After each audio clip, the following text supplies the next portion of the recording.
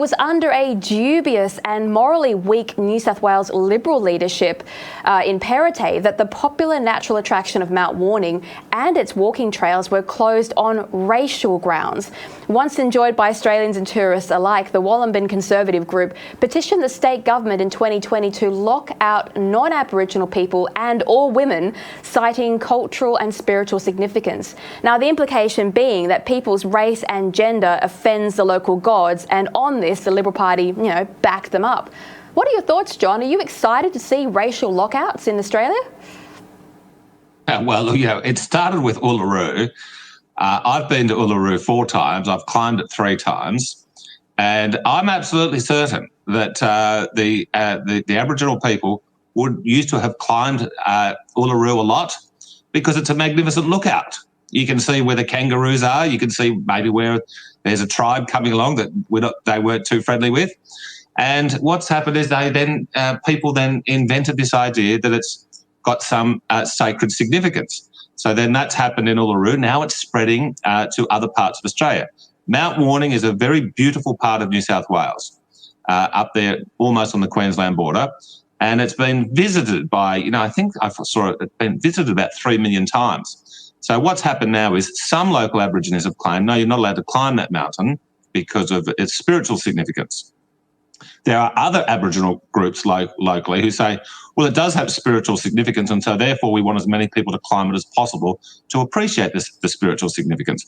So as usual with these things, there's local conflict amongst the Aborigines because we shouldn't think of the Aborigines as a monolith. They're all individuals. Now, the claim that the previous Liberal government honoured, they said only Aboriginals can climb it and only Aboriginal men. Women aren't allowed to climb it. So the only basis they've got for this is oral history.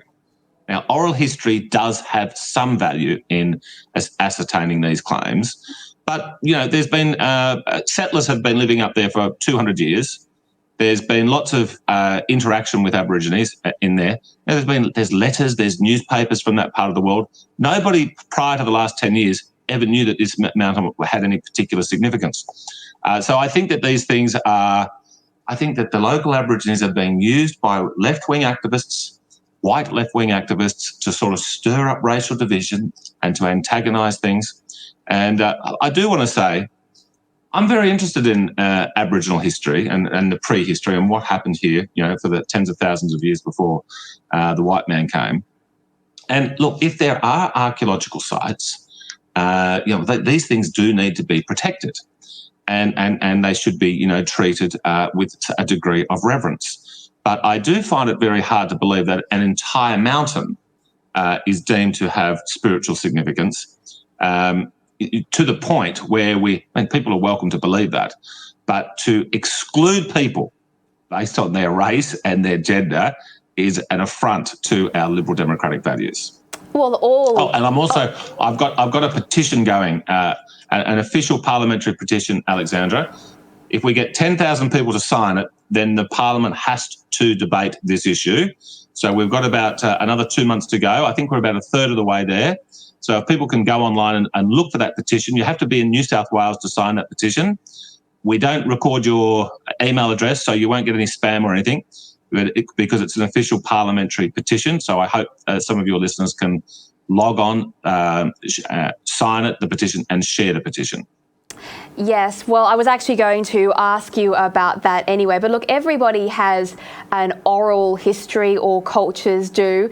And part of being in the modern world is if your oral history is encouraging racism and sexism, then, it's usually a good form to leave it behind and leave that to part of history. So when you've got things like public shared land that the taxpayer pays for and everyone's supposed to enjoy as part of our, collective enjoyment of Australia as citizens, well, then things like a racial and sex-based lockout is not only undemocratic, it's also highly offensive to Australians who are born here. And, Mount Warning is as much their culture and their mountain as anybody else's. Otherwise, what does it mean to be Australian?